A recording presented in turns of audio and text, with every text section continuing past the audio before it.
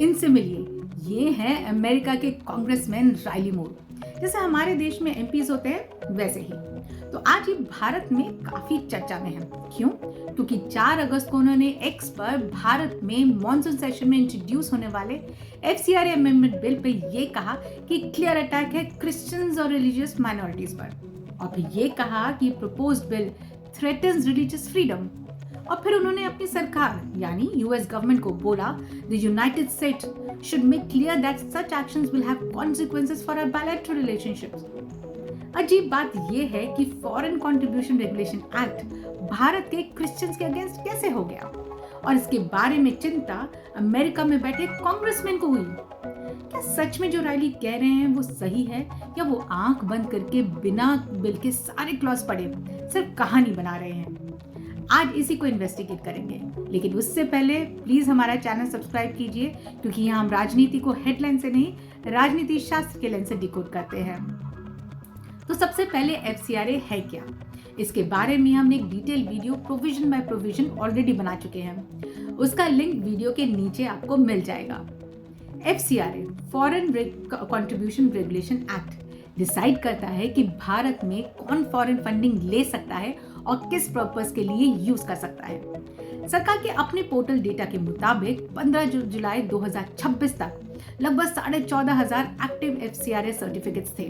लगभग 22,000 कैंसिल हो चुके हैं और 15,000 एक्सपायर हो चुके हैं। और ये कोई छोटा इकोसिस्टम नहीं है।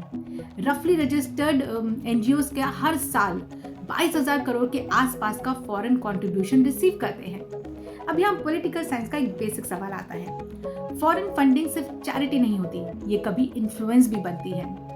हार्वर्ड के पॉलिटिकल साइंटिस्ट जोसेफ नाइन ने इसी सवाल के जवाब में सॉफ्ट पावर का कॉन्सेप्ट दिया था। किसी कंट्री का इन्फ्लुएंस सिर्फ मिलिट्री से नहीं आता, कल्चर, आइडियाज, पैसे और इंस्टीट्यूशन के थ्रू भी चलता है। इसी वजह से ऑलमोस्ट हर डेमोक्रेसी फॉरेन फंडिंग को किसी न किसी फॉर्म में रेगुलेट करती ही है, क्योंकि ये तरीका बन जाता है एक देश में इंटरफेयर करने का। इसको एक आसान भाषा में समझते हैं। मान लीजिए मैंने एक एनजीओ खोला। मकसद ये कि भारत में हेल्थ सेक्टर को प्रमोट करूंगी। अब मुझे फंड्स चाहिए। वो फंड्स मुझे मान लीजिए किसी बड़ी कॉर्पोरेट प्राइवेट विदेशी कंपनी ने दी।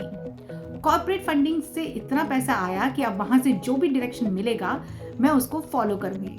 और अगर मेरे देश में उस पैसे को मैं कैसे खर्च करूं उसके बारे में कोई कानून ही नहीं है, कोई अकाउंटेबिलिटी नहीं है, कोई रेगुलेशन नहीं है, तो फिर वो पैसा कहाँ जाएगा, किस लिए जाएगा, उसको मैं या मेरी वो फंडिंग एजेंसी ही डिसाइड करेगी। अब एक और सिनेरियो सोचिए।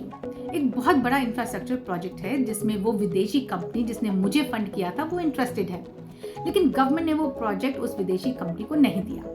अब वो विदेशी कंपनी मेरी एनजीओ को बोलेगी कि अब प्रोटेस्ट करो कि ये इंफ्रास्ट्रक्चर प्रोजेक्ट आम जनता की हेल्थ पर कितना बुरा असर डालेगा। मुझे तो पैसा मिल रहा है और मुझे कोई देखने वाला भी नहीं है, तो मैं और 1000 लोगों को इकट्ठा करूंगी, पैसे दूंगी और आवाज उठाऊंगी। मीडिया भी इस मुद्दे को उठाएगी क्योंकि उस प्राइवेट कंपनी ने के कुछ स्टेक्स उधर भी हैं। मामला कोर्ट पहुंचेगा और कोर्ट स्टे लगाएगी और फिर केस सालों साल चलता रहेगा। और ये हम अपने देश में देखते आए हैं। इसलिए बहुत जरूरी है कि गवर्नमेंट किसी भी तरीके से फॉरेन फंडिंग को रेगुलेट करे।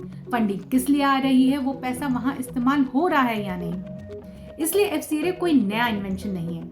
इसकी शुरुआत 1976 में हुई, इमरजेंसी के दौर में, जब दुनिया कोल्ड वॉर से भी गुजर रही थी, डिवाइडेड थी। एक तरफ अमेरिका, दूसरी तरफ सोवियत यूनियन, और हर डेवलपिंग कंट्री के लिए यही सवाल था, क्या फॉरेन पावर सिर्फ डिप्लोमेसी से इन्फ्लुएंस करती है या मनी और इंस्टीट्यूशन के थ्रू भी। इसी एनवायरनमेंट में ओरिजिनल एफसीआरए आया था। लॉजिक सिंपल था, फॉरेन कंट्रीब्यूशन आए लेकिन उसका मिसयूज ना हो और वो इंडियन पॉलिटिकल सिस्टम को इनडायरेक्टली इन्फ्लुएंस ना करे। 2010 में एफसीआरए को नया फ्रेमवर्क से रिप्लेस किया गया। 2016, 18 और 20 में इसे टाइटन किया गया। फॉरेन कंट्रीब्यूशन ट्रांसफर पर रिस्ट्रिक्शंस आई, एडमिनिस्ट्रेटिव एक्सपेंस लिमिट्स बनाए गए, कंप्लायंस रूल्स बनाए गए। एक डेटा पॉइंट जो हर डिबेट में मिस होता है, 2015 से अब तक 18,000 से ज्यादा एनजीओ अपना एफसीआरए लाइसेंस खो चुके हैं। ये सिर्फ 2026 की कहानी नहीं है, ये एक डेकेड लॉन्ग ट्रेंड है और 2026 का बिल उसका नया चैप्टर, शुरुआत नहीं। तो 2026 के नए बिल एक्चुअली क्या कहता है? इसके 3 बड़े प्रोविजन हैं और जो समझना बहुत जरूरी है, क्योंकि कंट्रोवर्सी यहीं से शुरू होती है। पहला, अगर किसी ऑर्गेनाइजेशन का FCRA रजिस्ट्रेशन कैंसिल, सरेंडर या एक्सपायर होता है तो उसके फॉरेन फंडेड एसेट एक नए डेजिग्नेटेड अथॉरिटी के पास चले जाएंगे।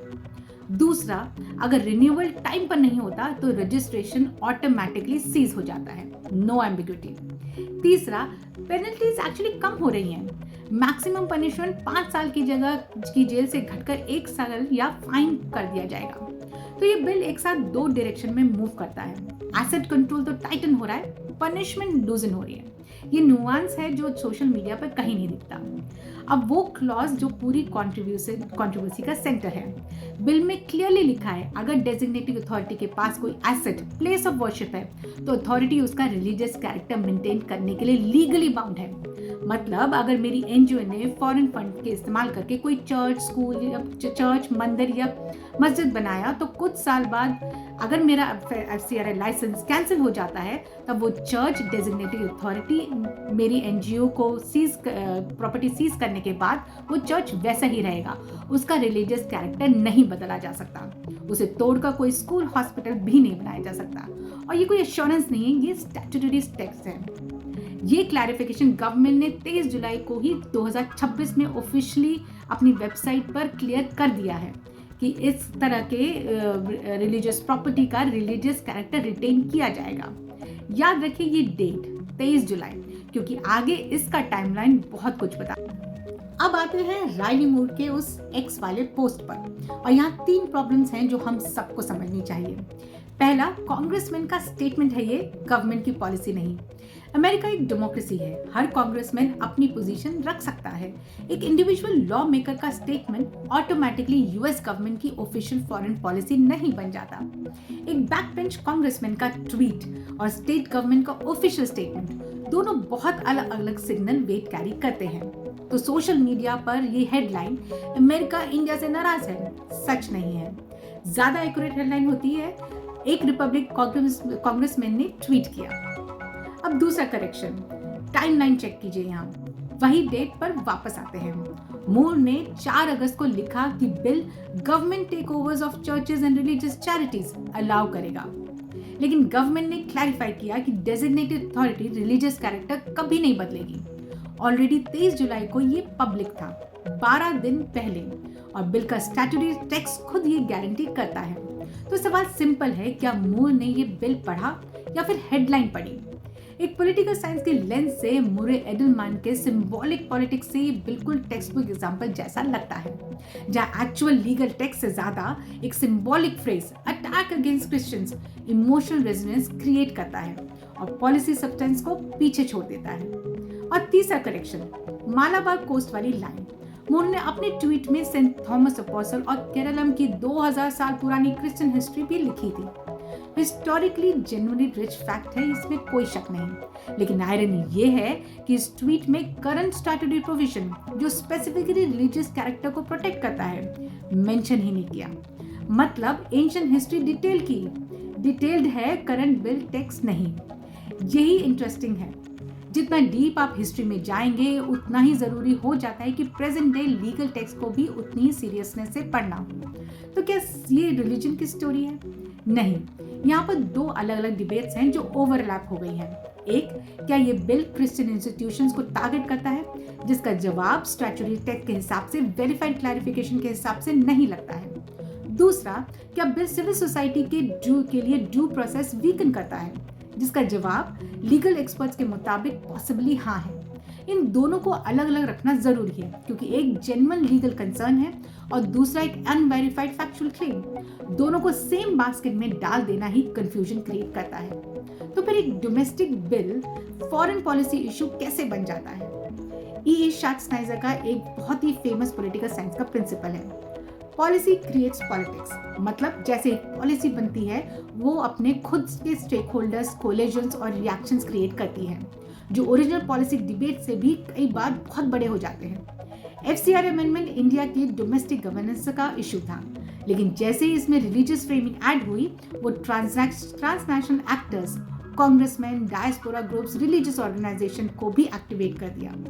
ये इंटरनेशनल रिलेशंस में ट्रांसनेशनल पॉलिटिक्स कहलाता है। आज सोसाइटी सिर्फ गवर्नमेंट के थ्रू कनेक्ट नहीं होती, यूनिवर्सिटीज, एनजीओज, रिलीजियस नेटवर्क्स के थ्रू भी कनेक्ट होती है।